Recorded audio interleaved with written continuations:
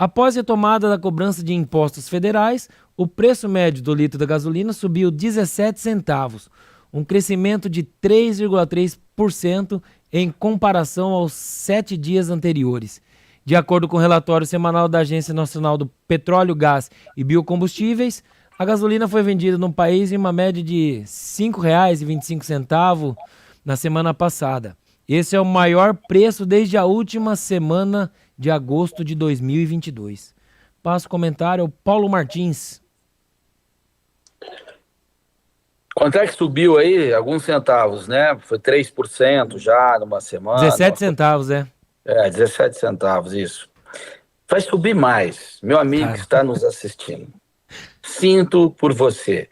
Vai subir mais. Você já estava pensando em recuperar aquele opalão do vô, né? 4.1, aquele 68 teto de vinil. O teto de vinil acho que já é 70 e tantos. Mas enfim, aquele 6 caneco, essas coisas. Não dá mais. Não dá mais. Tá? Porque o horizonte não é bonito que está colocado aí. Nós já explicamos o erro conceitual que é a visão petista de economia e tudo mais, mas para aplicar aí no dia a dia, você tem outras coisas.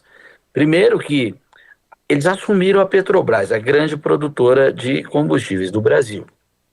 Eles vão usá-la politicamente, eles já fizeram isso. Eles falam que vão fazer isso. Inclusive já colocaram lá um senador para ser presidente da Petrobras. Não é para produzir um petróleo de melhor qualidade. Não é para produzir uma gasolina com a octanagem melhor a um preço mais baixo. Não.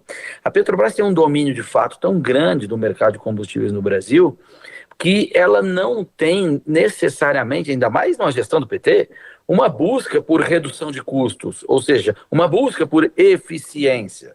A eficiência da Petrobras na gestão petista, que demoniza os acionistas da empresa, que já endividaram a empresa uma vez e quase quebraram a empresa, é ser eficiente para o projeto de poder do partido. Portanto, o Lula, com a retórica de que eu vou reinaugurar a indústria naval. Bom, eles já fizeram isso. Fundaram uma empresa financiada pela Petrobras, chamava Sete Brasil, que foi uma empresa desenhada para roubar.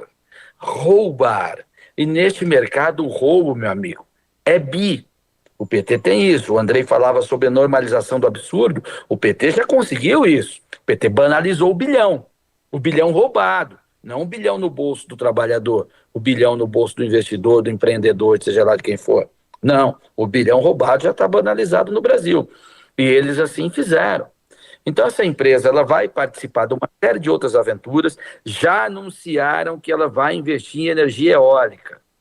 A Petrobras, que tem expertise da extração de petróleo e refino de gasolina, ela agora vai fazer girar pá de usina eólica. É claro que tem um petista se dando bem com isso. Não é para extrair energia. Se fosse para extrair energia, chamava alguém aí, ou gerar energia, né? Que tem know-how disso, e essa empresa geraria energia, mas não, tem que ser a Petrobras, porque as oportunidades todas são dele, e tudo isso entra no custo da empresa, e o custo da empresa ele vai formar o preço do produto que a empresa põe no mercado, ou seja, do litro da gasolina que você vai abastecer. Então, meu amigo, existe uma coisa embutida no custo da gasolina que você não sabe quanto é, e ninguém vai saber quanto é, só sei que será alto, e toda vez que você tiver lá com a bomba no tanque do seu carro, da sua moto, e vai fazer entrega, tu tá pagando o chamado custo companheiro. Eu não sei quanto é, eu só sei que ele é alto. Obrigado, Paulo Martins. Eu quero fazer uma pergunta ao Constantino, se podemos esperar mais aumento no preço da gasolina mesmo, como o Paulo falou. Olha, é difícil essa futurologia, porque depende também do preço do petróleo, né? Do barril de petróleo, que é uma commodity definida pelo mercado internacional. Mas vamos lá. Primeiro lugar, 2022, com ódio genocida, o litro estava mais perto de 4 e pouco. Agora que venceu o amor lulista, o amor por ditaduras socialistas, né? Nós estamos falando aí de 6 e pouco, e vai subir. O mais curioso nisso tudo é ver o malabarismo midiático para aplaudir isso. Nós vimos aí grandes emissoras mudando radicalmente o discurso. Antes, por exemplo, a especialista em economia do Globo, ela dizia, né, Bolsonaro não quer subir o preço da gasolina para beneficiar os ricos que são donos de carrões. Agora ela aplaude o aumento de imposto que levou ao aumento do preço, porque isso é um bem social e ambiental, porque afinal de contas o pobre não dirige e não tem esse impacto tanto quanto o rico do aumento. Então é impressionante como a mesma coisa muda diametralmente dependendo de quem está no poder. Esse é outro ponto que eu chamaria atenção, né? E óbvio que isso é uma falácia, né? Os pobres, eles usam de forma direta e indireta, já falamos disso na semana passada, lembraram inclusive de uma postagem do próprio Paulo Martins, né, de um uninho, um carrinho humilde, popular, usado para business, para negócios, né? E aquilo ali, obviamente, não é um veleiro de um ricaço, aquilo ali é um instrumento de trabalho de alguém que enfrenta desafios para colocar comida na mesa da casa. Outro aspecto que eu chamaria atenção em relação a essa questão do preço da gasolina, do petróleo, é que recentemente o John Kerry, que é o secretário ambiental do governo Joe Biden nos Estados Unidos, esteve no Brasil e muito bem recebido, Marina Silva, e ele fez um discurso bastante radical, né? Ele deve ter uma pegada de carbono maior do que a de 99,99% dos habitantes do planeta Terra. Ele anda para cima e para baixo de jatinho particular há décadas. E ele estava lá, obviamente, falando que o petróleo é coisa do passado e que nós temos agora que olhar para a energia limpa. E eu sempre fico muito impressionado com esse discurso, que é um luxo de umas elites ricas, né? Porque a gente pensa assim, por exemplo, energia solar é 1,5% da matriz energética. Não dá para dar conta de um país como o Brasil, sem falar que vento e sol é difícil de estocar. A Dilma tem lá uns métodos que estocam o vento, mas não é uma coisa muito trivial do ponto de vista científico e tecnológico. Então, é óbvio que esse discursinho que encantou a Marina, que é a ministra do Lula, né, é um discurso totalmente antagônico a um país emergente como o Brasil. O Brasil precisa usar energia fóssil, combustível fóssil. Vamos parar com esse discurso de Greta Thunberg, porque isso não nos interessa. O Brasil tem uma matriz energética limpa, mais de 70% depende de hidrelétricas. O Brasil não é patinho feio nessa história. E tem uma turma que fica difamando o nosso país e querendo que, de repente, as favelas cariocas sobrevivam com painéis solares. E isso tudo está de palhaçada com a gente, está prejudicando o povo. É a mesma turminha que fica lá no Globo escrevendo que o pobre não consome gasolina, então não tem problema subir o preço. Então, veja, está tudo errado. A narrativa, a visão ideológica, o desprezo em relação ao que realmente produz resultados. Então está na hora de parar e falar sério e ser mais pragmático quando o assunto é energia, que é fundamental para o capitalismo. Obrigado, Constantino. Andrei, a pólvora já aumentou. Você está pronto para pagar mais caro na gasolina agora? Nem me fala, Anselmo. Até aproveitando a sua brincadeira, o que acontece? O pobre, ele vai sentir sim o aumento da gasolina, porque hoje o pobre no Brasil utiliza o Uber, por exemplo. E esse aumento, Anselmo, de 17% é o aumento na refinaria. O aumento na bomba, pelo menos aqui em São Paulo, foi de 30%, 40%, 50%, 60%, dependendo da região do país, tá? De São Paulo, né? Isso varia bastante aqui. Então, assim, esse aumento foi bem expressivo. Nos postos que eu vi aqui, facilmente, assim, a gasolina estava na faixa de 4,59, os postos mais baratos estão rodando na faixa de 4,99, R$5. Então a gente está falando fácil aí de 40 centavos. E o pobre, hoje, a grande maioria, né, o miserável não, mas o pobre hoje nem que for uma motinha para trabalhar, um carrinho, ele pega o Uber. E outra, como nós sabemos, apesar de o diesel acabar dando um reflexo maior do que a gasolina, mas nós sabemos que os produtos acabam encarecendo por conta do frete, por conta de N aspectos que estão ligados aos combustíveis, né? Claro que isso no diesel seria um reflexo ainda maior. E será que por que não mexe no diesel? Será porque sabe que vai mexer num vespeiro? Sabe toda a força, vamos dizer assim, que os caminhoneiros têm no Brasil? Então é mais fácil mexer na gasolina. E no meu ponto de vista, para finalizar, isso só mostra um desespero do PT, porque a gasolina é algo que o povo sente muito rápido, não é algo que vem mais diluído em doses homeopáticas. A gasolina o povo sente e sente rápido, porque ele dorme com um dia enchendo o tanque do carro dele com R$ 140 e no outro dia vira R$ 200. Ele já fala, opa, caramba, essa doeu e doeu bastante. Então, a minha leitura é que se o PT já mexeu logo de cara, né, ele não aumentou, ele reonerou, né, gourmetizaram aí o aumento de várias formas, tá? Isso só mostra o desespero, porque tem tantos outros lugares para mexer, sem que isso tivesse todo esse alarde, sem que o povo sentisse diretamente no bolso. Eu aprendi na faculdade que a parte do corpo do ser humano que mais dói é o bolso. Então o povo tá sentindo mexer no bolso, sim, e eu tenho a certeza que tem muita gente que, fez o L, mas já tá arrependido. Rapaz, o bolso é a parte que mais dói, né? Aqui no Mato Grosso, aqui em Cuiabá, subiu 50 centavos o preço da gasolina. Quero até perguntar pro Manuel Carlos, que nós somos daqui, e ele tem uma visão, como que fica a vida do pobre nessa situação, Manuel?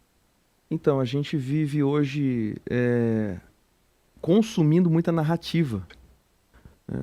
Como o Constantino disse, né? O aumento da gasolina vai afetar o rico. Cara, o rico pagar 50 centavos a mais no litro da gasolina, é lógico que ele não vai gostar, ninguém gosta, mas para ele não vai afetar em nada. O que vai afetar, é evidente, é a vida das pessoas mais humildes. E não é só Uber. As pessoas mais humildes, elas não usam só Uber, usa outros transportes, usa o ônibus, ela se alimenta. Esses alimentos, eles são transportados através de combustíveis, né?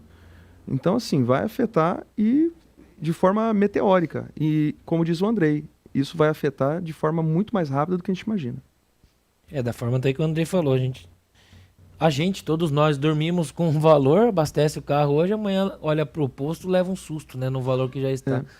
E agora serão várias surpresas, né, Manuel? Sim. Todo dia uma mudança. A gente enfrenta aí uma... Na verdade, surpresa não, enfrenta uma tempestade, né, de decisões que a gente já imaginava que iria acontecer. Eu só acreditei que de repente pudesse ser um pouco mais demorado. Uma tempestade já esperada já pelo governo, né? Agora são 20 horas e 39 minutos, 20 horas e 40 minutos agora, horário de Brasília. E eu quero trazer a terceira pauta do dia. Ô, Selmo, peraí, eu quero falar um pouquinho Pode ficar à sobre vontade, Paulo. Desculpa aí, mas é que aqui nós estamos entre amigos, então eu atravesso de vez em Não, quando. fica tranquilo. Fica à vontade. Três aí, vocês podem fazer o que ficar à quiser, vontade. é o programa de vocês. É o seguinte, cara, uma das coisas mais agressivas, ridículas e chulas, baixas que eu vi nos últimos tempos vindo da imprensa é essa argumentação de que o pobre não anda de carro, que o aumento da gasolina não afeta os pobres. Cara, isso é ou uma ignorância ou de uma desonestidade abissal. Tá? Desconhecimento mesmo de processos sociais, as construções e tudo mais. Todo mundo é afetado pelo que afeta um automóvel. Todo mundo. O automóvel é das maiores invenções da humanidade.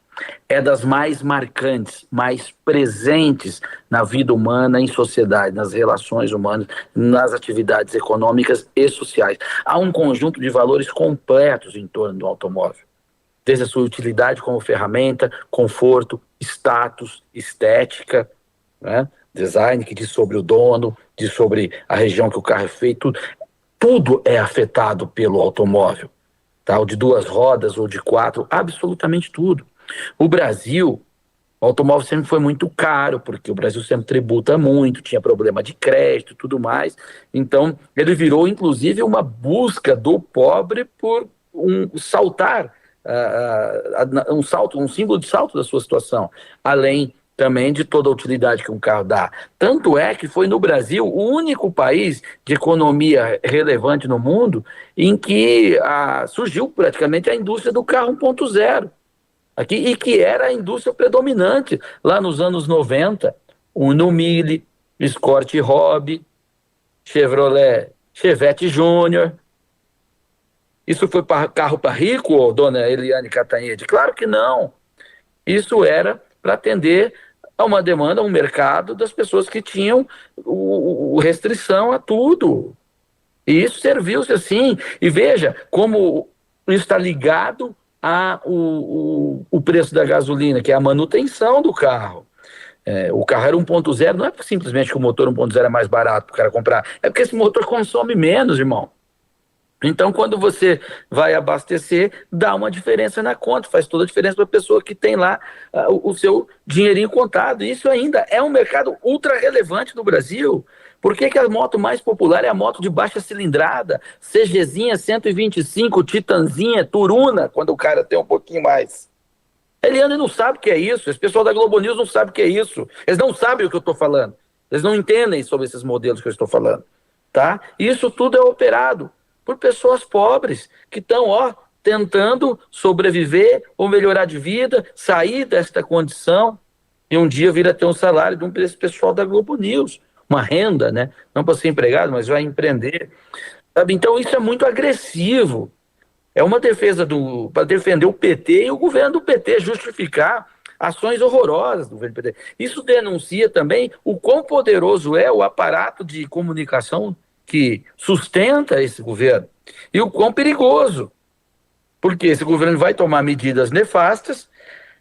Paulo, mas vai arrebentar a economia, os veículos de comunicação vão sentir também. Eles vão sentir, só que o PT conta com uma outra coisa, eles sentindo com a retração do mercado privado, eles ficam mais reféns ainda do dinheiro público do governo federal como maior anunciante do mercado. Então vem até nós e o pessoal lá da redação, eu quero ir até vocês mesmo, e fica tudo bem. Tá? Então essa união com essa quebra da linha ética do jornalismo, mas quebra não, né? Eu fui impreciso aqui. Descarte de qualquer linha ética do jornalismo de massa, de TVs de grande alcance, como é o jornalismo da Rede Globo, ela é uma aliança muito perigosa e muito danosa no Brasil. Tá? É muito ruim tudo isso que a gente está vendo, e que não era necessário. O pessoal pode ter as suas escolhas ideológicas ou achar mesmo que o amor ali é melhor, faz parte. Mas há uma banda para você colocar. E dizer que aumentar a gasolina pode porque não afeta pobre, é um tapa na cara do pobre.